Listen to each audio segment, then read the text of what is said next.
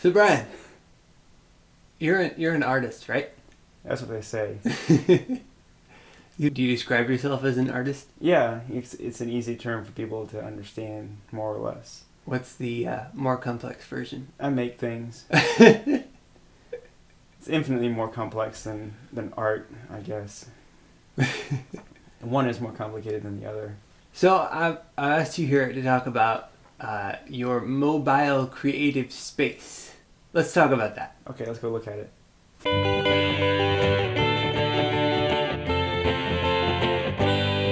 Okay, Brian, take me through all of the stuff that we have here one by one.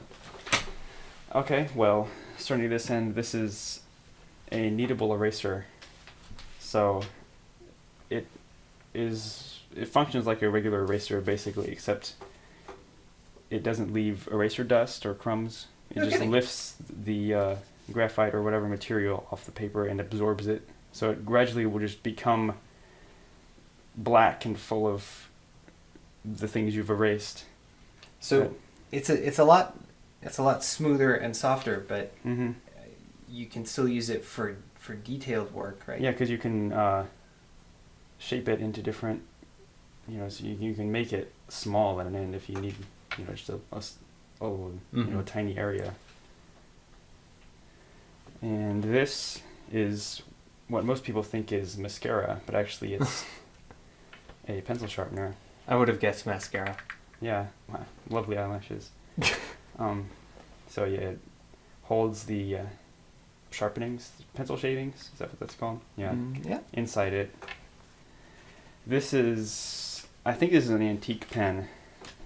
I found it in my house and just sort of kept it.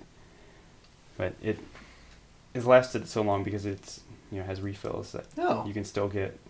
So where do you find those? Amazon. No kidding. Yep, they're like $5, so just look at the info on it and search for that. This is just a regular pencil. It says, write it down, make it happen. I love that. Yeah.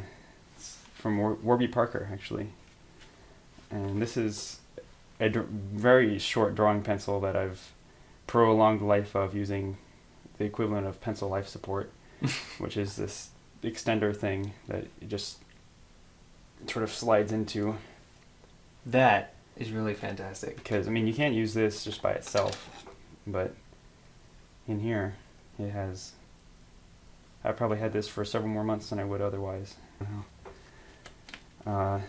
This and these are all Prismacolor markers, so they're for coloring and stuff. They have two tips, one that's large and then a really small one. This is a graphite crayon, I think is what it's called, but it's basically just a very large pencil lead. That looks with dangerous. Paper, yeah. So it's good for... You usually will hold it more like this rather than just a regular pencil, just because it is so much larger, so you use larger movements for it's good if you're doing anything on a bigger sheet of paper or loose sketching to sort of rough out ideas. This is sort of a Sharpie type marker. Yeah, it's the Bic. Yeah.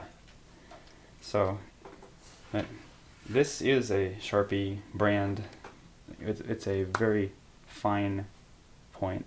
I experiment with a lot of different fine point felt tip pens. That's this one and this one, which is a little bit thicker, but it's that same big brand as the one we looked at before. So, and this is a similar thing. It's a Pigma Micron, but it's a brush, quote unquote.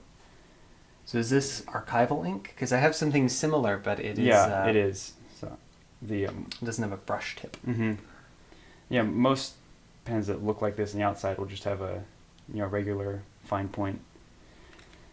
But this is something new I tried. So you use that for inking and outlining your final sketch? Yeah.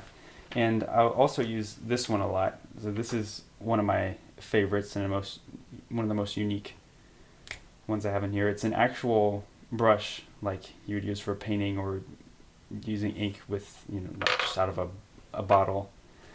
but it functions like a fountain pen, where it has a removable cartridge that you can just refill. So is that a felt tip? no, it is an actual brush. So It has bristles of some kind. I think it's synthetic. No kidding. But yeah, so you can like do the thing where you flick it and it sprays ink for that. You can.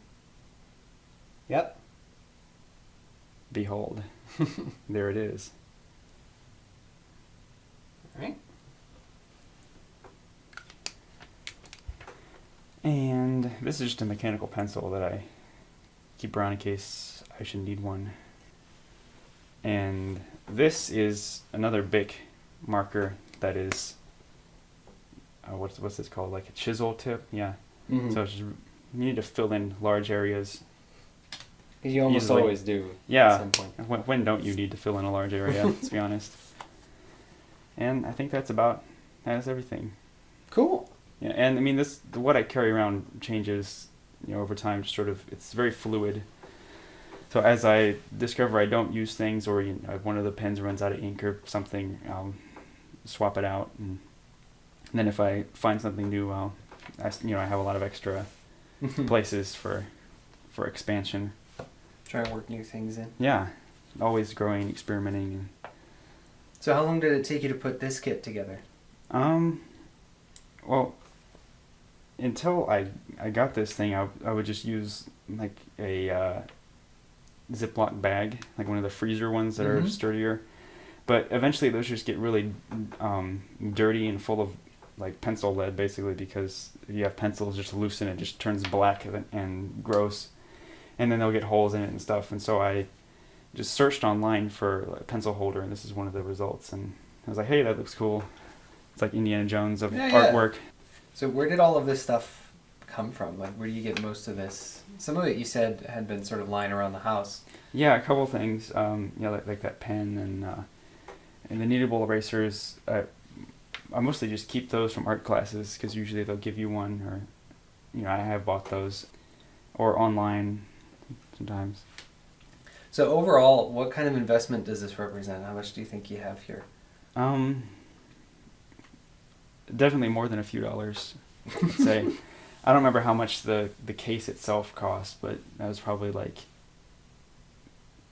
I don't know, 20 or so, in that range, maybe possibly less. The Prismacolor markers. Yeah, those are about $4 a piece. So That's what I thought. yeah, and most of the things honestly are like 2, 3. Like a lot of the felt tip pens aren't that expensive. If I were to sort of come at this and try and have a kit that's mobile, I think what I'm getting is that it's less about building a kit from scratch so that you can have everything you need with you all the time, and it's more about finding what you have and what interests you and what you think works, and keeping it with you and using it until you find out it doesn't. Yeah, it's really just something you have to experiment with, and I just try to remember to take with me things that I remember wanting to have, like, I wish I was able to do this, and so I guess everything in here, I want to say, fills a certain need, and when I develop, if I start doing something else, obviously we'll have to carry other things around, and